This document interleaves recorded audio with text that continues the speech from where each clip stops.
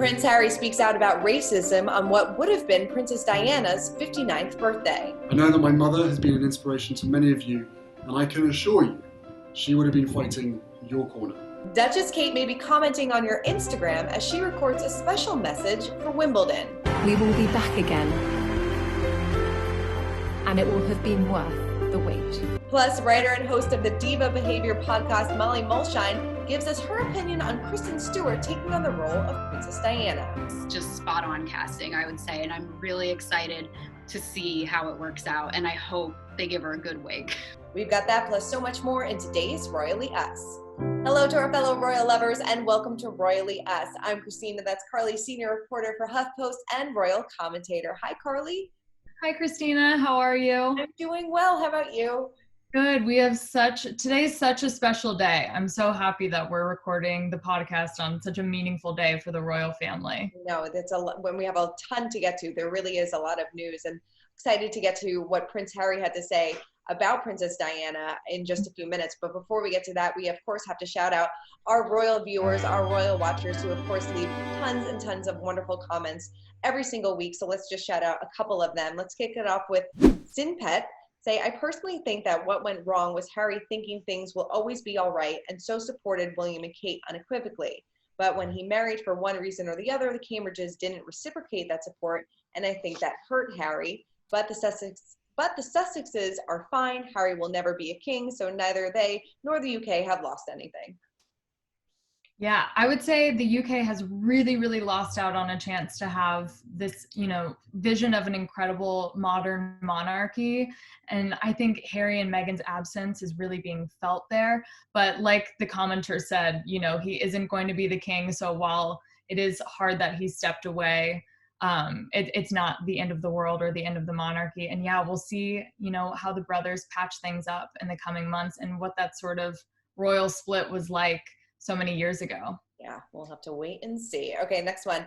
Frankie Belt says, Kristen Stewart looks nothing like Princess Di. I wish they'd find someone who looks more like her that can act. Oh, I have nothing against Kristen. I just don't feel she'd be right for the part. So of course, sounds like they have a lot against Kristen. Seriously, sounds like not really into the whole Kristen Stewart thing, but we're going to talk about this a little bit more coming up. But of course, Kristen Stewart was announced to play Princess Diana in an upcoming movie. Right. And I just think of the amazing hair and makeup teams that we have in Hollywood. I mean, Charlize Theron became Meghan Kelly, and I think just absolutely looked identical. So I actually have really, really high hopes that they will be able to get the same nose as Diana, and as Molly mentions, or later in the show, possibly a really good wig. I can't wait. Okay, and the last one, the Natster says, I enjoyed listening to Dave's stories. I could listen to him for hours. I mean, couldn't we all? We agreed. We got off the interview with Dave and we just thought that was so much fun. I wish that we could have him give us a royal rundown maybe every day during it, or every week for a segment. Seriously, he's fantastic. If you guys didn't catch it, make sure to watch last week's episode where he recounts all of some great royal photos and tells some really great stories behind it. So make sure to check that out if you haven't. All right, let's get right to it. Let's get to our royal roundup. We have a lot of royal news to get to, but let's kick it off with Prince Harry speaking out on what would have been Princess Diana's 59th birthday. He spoke a lot about his mother and about racism, so take a look at this. But I see the greatest hope in people like you, and I'm confident about the world's future and its ability to heal because it is in your hands. My wife said recently that our generation and the ones before us haven't done enough to right the wrongs of the past. I too am sorry. Sorry that we haven't got the world to the place that you deserve it to be. So Carly, where was this? What happened? Tell us all the details, because we actually haven't heard from Harry like this in a while. Right. This was really breaking news on Wednesday, early in the morning. It was announced it wasn't announced, but Prince Harry made a surprise appearance at the Diana Awards, it's the only charity set up to honor his late mother. And Prince Harry really spoke about everything during this virtual ceremony, honoring all of the recipients of the awards. He talked about how his mom never took the easy route. She never made easy choices. She upset people, but she always stood up for people. And this being Diana's 59th birthday, I can't think of a better way for her son, to honor her. And Prince Harry also referenced Prince William in honoring 6 recipients of the award during his speech. He also mentioned Meghan as well, right? He did, yeah. Prince Harry had a powerful message for people saying, there's no place for institutional racism in our society. And he said, my wife, Meghan, and I, have talked about how sorry we are that for this generation of young people, the world hasn't changed as much as it needs to, in light of marches against police brutality and talking about the Black Lives Matter movement. He was saying that he and Meghan are committed to change and supporting this change. So I think we're really, really going to see a lot from them in the next few weeks and months. Definitely. I can't wait to see what they have in store. We have a lot of Harry and Meghan news to get to later on, but let's keep it moving. Let's talk about Duchess Kate, because she's actually been busy this week too. She planted a sunflower in honor of a young boy. We talked a little bit about this last week, but she kind of made good on her promise, right? She did, yes. She visited a garden last week where she brought her own plants from one of her other royal visits, and she brought her own pots as well. And yes, she told this family who she interviewed about hospice care, she told them that in honor of their 9-year-old son that they lost in January, that she would plant a sunflower. And just a few days later, she was doing just that alongside other volunteers. And it was a really special moment. I love that. She's, she has such a way with people. You can just see her in the footage. We're going to see it right now. She's, getting down and dirty. She has her hands in all the soil, right. She's really getting in there. So she's doing her part. So funny to see a royal gardening in wedges and a dress and, Princess Diana's iconic engagement ring and just getting right in there with the dirt, planning everything. I know. It always makes me nervous. I'm like, oh my God, I hope that's secure. I know. And she usually takes it off when she goes to visit hospitals or something like that, because you're not supposed to wear jewelry. So especially on this visit, when we saw the pictures, I think that's what stuck out to a lot of people. Yeah, totally. She also made a announcement for Wimbledon. As we know, we usually see her every year at Wimbledon. She's usually front row, always in the crowd. But of course, with the coronavirus pandemic this year, they are not having the Wimbledon event, but she did record a special message. So take a listen. This year, sadly, though, things are very different. But we will bide our time until we sit on the edge of our seats again and celebrate again. So what did she have to say, and what do we know about Wimbledon this year and, in the future? Yes, so sadly, the 134th Wimbledon event was canceled back in April. And like you said, Kate is just the biggest tennis fan. Last year, she handed out the trophies. And in the video, she said that it's been 350 days, which shows how much she loves tennis. Right, she's not counting down at all. Days, since Wimbledon. And she said, while the gates are closed right now, during this time, we just have to think about how excited we'll be for next year, and we just have to be safe. And that's the message for, a lot of important events for all of us that are being canceled. Personally, I was really looking forward to Meghan Markle flying over from LA, hopefully to support Serena in the finals again. But we'll just have to wait until next year for that. Well, we'll have to wait, and I'm sure it'll be a big event like always. Definitely. So while Kate was busy gardening and sending a special message, it turns out that she may actually be commenting on our Instagram photos. Right? Yes, I need to be more active on Instagram now. I'm gonna, even though we're American, we need to participate in this campaign. This is part of the Hold Still campaign that she launched a few weeks ago, which aims to capture Great Britain amidst the coronavirus pandemic. This can be pictures of frontline workers, pictures of you with your family eating dinner. And she's been writing little comments on it saying, oh, I love gardening too, and signing off C, because she's really Catherine Middleton, even though we call her Kate Middleton, or I guess Catherine.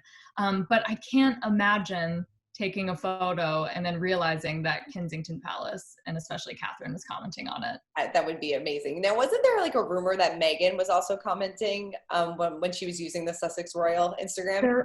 There was, yes, because, the color scheme of Sussex Royal, which was navy blue, slightly lined up with what she'd been doing at the TIG. And sometimes instead of writing things in pounds, like this was so many pounds raised, they would write it in dollars. So because of these Americanisms, people thought that was Meghan behind the scenes. And even for the Cambridge kids' birthdays, she would always, someone would leave a little note saying, "Happy birthday, Louis," with these specific balloon emojis. So got royal fans, ready for more Meghan. Yes, they're always looking. And so, like we said, Kate's been really busy. So has Prince William. He actually made a public appearance, and this was the first time he wore a mask, finally. Thank goodness. It was really nice to see a member of the royal family wearing a mask. It's great that they're social distancing, but it's really hard to keep 6 feet away from someone. And Prince William visited Oxford University's coronavirus vaccine trials, where he met with some of the researchers who are working so hard to tackle this global pandemic and get us a vaccine as soon as possible. And he also spoke with some people who are involved in some of the trials, and actually someone I know is involved in some of the trials. So good work, everyone. Yeah, definitely. Keep up the good work. Speaking of good work, the Duchess of Cornwall is speaking out about an important cause, and that is domestic violence. She spoke out in a conversation at the Women of World Festival. So take a look. The more people, the more brave women I see getting up and speaking about their experiences, it inspires others. I think once they've heard some people talk about it, they think, oh, well, maybe I could do that too. So what did she have to say about domestic violence and the victims? Because like we said, this is an important cause, and she wanted to speak out about it. It's a really important cause, and it's really important to see someone like the Duchess and the royal family speaking about this. And she said that domestic abuse can affect anyone of any social strata. Obviously, we think of the royal family as, the upper echelon. And she said domestic abuse can happen to anyone. And she personally has had friends who have experienced domestic abuse. But she said the same things over the years, that she really wants to keep speaking out to erase the taboo for victims who feel trapped, who feel like they can't talk about this with anyone, who feel ashamed. So she said that she's going to continue using her platform, to keep shouting this from the rooftops, that we need to not only help these victims, but we also need to talk to them about it and be comfortable talking about it to erase the stigma. Definitely got to keep talking. That's the most important thing. And that's exactly what we're going to keep doing, because it's time to spill the royal tea. Like we said off the top of the show, we have a ton of Meghan and Harry news to get to. They've been very, very, very, very busy. So let's kick it off with their latest volunteer project. So where were Harry and Meghan volunteering recently?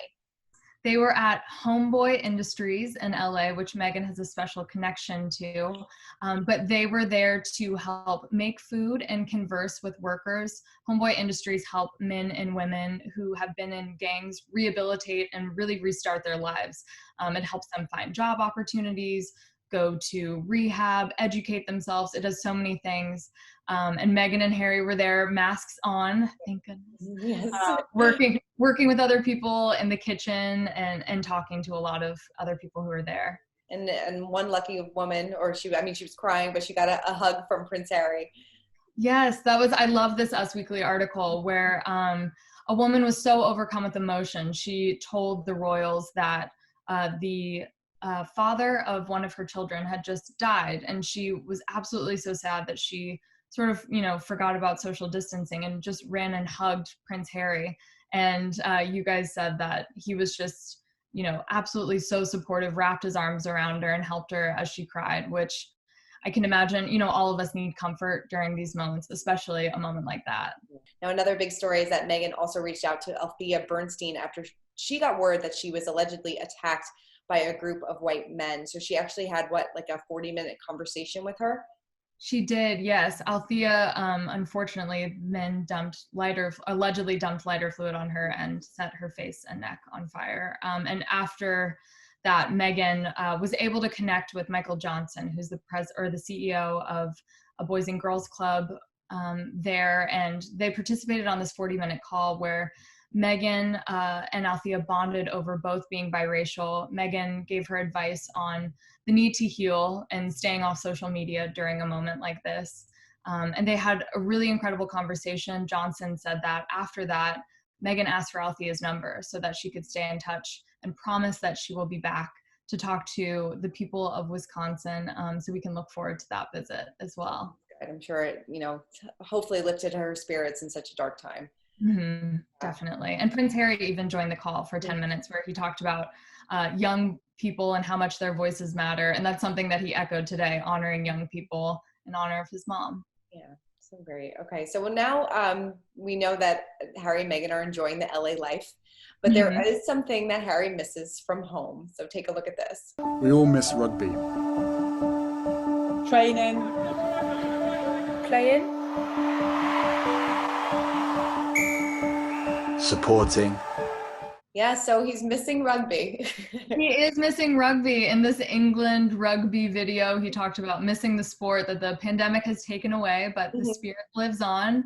I have a few friends in LA. They used to play rugby in college. I could connect Harry. Sure.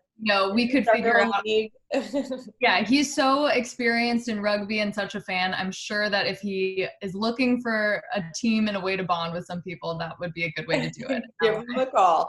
Now, he recently left a message for a pretty famous rugby player, right?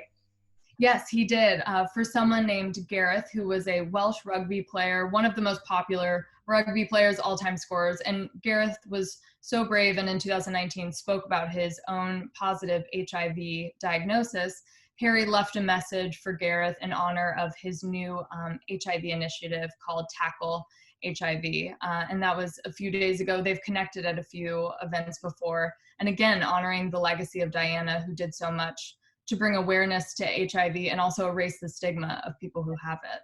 It's great. It's great. Okay, so they are also supporting, Harry and Meghan are now supporting Stop Hate for Profit campaign, which aims to stop companies for buying ads on Facebook until it moderates hate speech and misinformation. I feel like this is something that they're really going to get behind.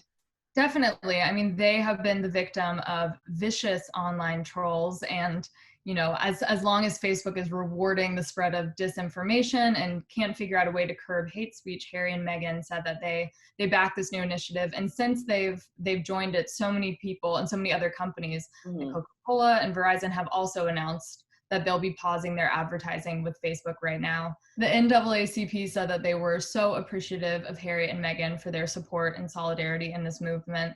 And since it came out that the Sussexes were backing this over the weekend, so many companies have joined. And I think this is really going to be a global movement that will hopefully have a really, really positive change on the hate that we see online. I'm sure. And, now that they're doing this, maybe, they'll get some more speaking engagements because they have just inked a major deal with some A-list agency that actually reps some very, very high profile people, right? Yes. Only the Obamas and the Clintons and their good friends, Jane Goodall and Oprah. So just those names. But yeah, the Los Angeles Times reported last week that they had signed a major deal with the Walker Agency where they're going to be talking about environmental concerns, women's empowerment, racial justice. And yeah, it's estimated that they could get up to $1 million a speech. That's what Harry reportedly secured for the JP Morgan event shortly after they stepped back, where he talked about his mom. So I'm hoping for a speaking tour, a Netflix deal. I'm ready for it. They're gonna make bank. They definitely will. And it'll be so interesting once Archwell, their charity, launches, to see how they incorporate the speeches, or if the speeches are more, one-offs that they're doing for other businesses or something. Maybe we could raise some funds and book them. Maybe. GoFundMe. Here we go. All right, it's time to break down the royal rules, and to help us do that is writer, comic, and host of the Diva Behavior podcast, Molly Mulshine. Well, Molly, thank you so much for joining us. As always, it's always good to see you. Thank you for having me. It's great to see you guys. So let's talk about this. So there was some big news last week with Kristen Stewart being announced that she is going to be portraying Princess Diana in the upcoming movie Spencer. A lot of people had mixed feelings about this. What was your reaction? So I was really excited to see another attempt at someone portraying Diana on film, because it is so rare. I mean, there have been so few attempts, and I happen to love this director, Pablo Larraín. He directed Jackie, which came out maybe like 2 or 3 years ago with Natalie Portman, and I just thought he did such an incredible job, and he's such a stylish, interesting director. So I think it's going to be a great film. I think it's probably going to be really divisive and some people aren't going to love it, but I think it's going to be pretty cool. Yeah, definitely. What do you think of the casting of Kristen Stewart specifically? I, like most people, at first sort of scratched my head on that one. I was like, wow, this is so unexpected. I mean, she's American. She isn't really known for being warm and fuzzy, which is what most people picture Diana as being. But then I thought more about it, and I realized that she's actually kind of perfect for it for so many reasons. Like, for instance, she became famous at such a young age, in part because of her relationship. I mean, we all remember the Robert Pattinson, Kristen Stewart Twilight years when they were on the cover of every magazine, which is really similar to Diana and Charles. She had a really big infidelity scandal, which Diana also had during her lifetime, which a lot of people don't remember. And I think she just has a really similar quality of shyness that Diana sort of had. And also, to cap it all off, she's part of the LGBT community, and Diana was really the first member of the royal family ever to kind of take a stand for LGBT rights with her AIDS activism. So it actually is just spot on casting, I would say. And I'm really excited to see how it works out. And I hope they give her a good wig. I hope so too. That's the thing I'm most worried about. I guess I didn't even realize that they had so many similarities. Yeah, it's just one of those things where, you know, people think of Diana in a certain way, and she actually has so much more depth to her and that sort of is similar to Kristen, I guess. Mm-hmm. Yeah, totally. So this movie kind of takes place over just a span of 3 days, which is interesting. Carly and I were talking about that last week, how, you know, this is very a specific time period in her life.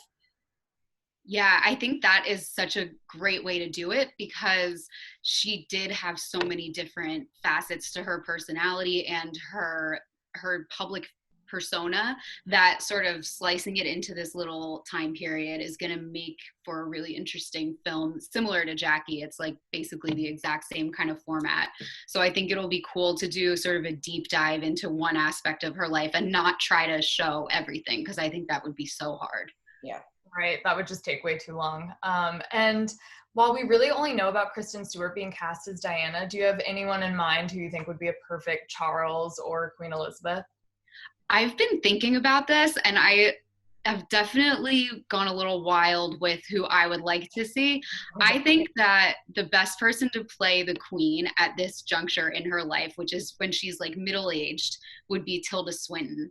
So I know that she doesn't really look like her, but I think most people who've portrayed Queen Elizabeth, they've done it in a way that sort of brings her down to earth and makes her seem more realistic as a person. But I think Tilda Swinton has this otherworldly quality to her that would be really interesting, because I think the Queen and Diana had a little bit of a frosty relationship, and Tilda Swinton would be really good at nailing that sort of cold, stereotypically cold English demeanor. I think she would just be so good at that. And then for Charles, I was thinking maybe like ultimate curveball would be one of the Harry Potter actors, like Tom Felton, who played Draco Malfoy, would be really interesting. But I also think someone like Benedict Cumberbatch would be really good, because we haven't seen him do it before. But I think the guy who plays Charles in The Crown in the most recent season is so good that I would almost just want to see him again.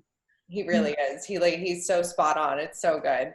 I mean, going back, did you ever see the movie Diana with Naomi Watts? Yes. Get that one. It was like not, I don't know. It didn't really capture her essence, I would say. I don't know what the biggest issue was. I don't know why it didn't work, but I think that's a really good example of someone casting Diana as, you know, sort of a bland blonde English rose, when that's not really what she was. And that maybe is why the movie fell flat a little bit. Yeah. I think it didn't capture her mischief or her sense of humor. It didn't really show the things that people genuinely loved about her. So I definitely have higher hopes for this one. I mean, do you think that the popularity and the excitement of The Crown has been actually creating more excitement about these royal movies? It feels like people have taken on a newfound interest in, you know, history of the royals. Not just the modern day royals, but more so the history. Yeah, I think The Crown has proven that it is possible to take the royal story and transfer it to the screen in a way that's really interesting and dynamic and well done. Because a lot of the time when people try to do films about the royal family, it really has a tendency to come out a little bit cheesy. Yeah. And The Crown did such a good job making it really prestige. But I'm hoping that this new film, Spencer, takes that prestige and puts in a little more heart and a little more just fun and character to it, because I think The Crown can be I love it, but it can be a tiny bit dry. And I think this new film is going to be like even building more on how great The Crown is. Totally. Yeah, for sure. And I think it's so funny with Harry and Meghan now being in LA. And when I saw that the Spencer movie was coming out, the first thing I thought was, I wonder what they think of the announcement, because it was like Deadline or Variety reported it. What do you think members of the royal family think about yet another Diana movie coming out? I don't think they're ever really thrilled when the Diana conversation gets brought back up, because it seems from a lot of the reports in the British press that one of the biggest priorities of the royal family is to build Charles and Camilla's popularity before he becomes king. And anytime you bring up Diana and how much people loved her and how much people felt she was wronged by the royal family, that is something that's just going to knock down Charles and Camilla a few pegs and undo just a little bit of the goodwill they've built up over the years. So I think the royal family is not going to be super stoked about this. I think Harry and Meghan probably will be, because it seems Harry has really embraced his mom's legacy, and he's one of the only people in the family who openly talks about her. You know, you don't really see William talking about her that much, because he, I think, is more likely to kind of toe the party line with the family and, you know, wait a few years before he brings that up. So yeah, I think they're probably not going to be super excited about it. And I think it's interesting that they cast an American actor to play Diana, because a lot of British actors, you know, a lot of them are hoping to become a sir or a dame at one point. And I think sometimes they try to be a little more cautious and not take roles like Diana, because they don't want to, you know, tick off the royal family. True. Well, when they all come out, Molly, we'll have to have you back to discuss them all. Oh, I would love that. Well, thank you so much, as always, for your insight. And make sure everybody listen to Molly's podcast, The Diva Behavior. Molly, thank you. All right, let's move on to our royal history moment of the week. And while the Queen has been laying low due to the coronavirus, she is still busy and sent her well wishes on Armed Forces Day, right? Yes, so this honors the men and women who have fought and served in the armed forces. And she said, as your commander-in-chief, you know, I thank you so much. And she even referenced members of her own family who have also been in the military. That includes Prince Harry, who was in the military for 10 years and served in Afghanistan, Prince William, who was in the Royal Air Force, even the disgraced Prince Andrew served, as did Prince Edward, and so many more. And members of the royal family, just because of their position and standing, also often have a lot of military titles. So this is a really important day for the royal family, and really nice to hear from the Queen. Yeah, it is. Do we think that she's going to be out and about anytime soon? We will see in the next few weeks. Normally she goes to Balmoral, where Harry and Meghan were supposed to come over for vacation with the Queen and little Archie.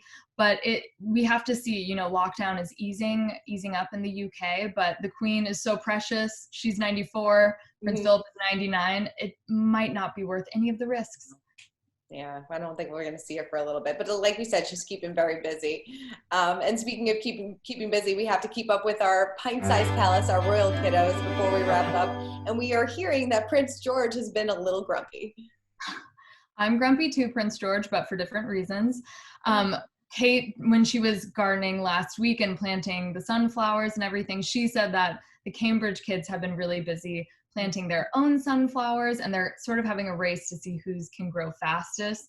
Unfortunately, George is grumpy because little Louis, who is not even old enough to understand that this is a competition, his sunflower is winning. I predict Charlotte, because she is so mischievous, will just go maybe knock one down in the middle of the night and make sure that she wins. I hope so. I hope Kate keeps us updated on who is winning this contest. I really do. Yeah. Well, Carly, thank you so much for breaking down all things royals with me, as always. Thank you, Christina. Already so excited for next week. Definitely. In the meantime, make sure you head on over to usmagazine.com for all your royal needs. Keep commenting, keep subscribing. We love seeing what you guys have to say, and we'll see you next week on Royally Us.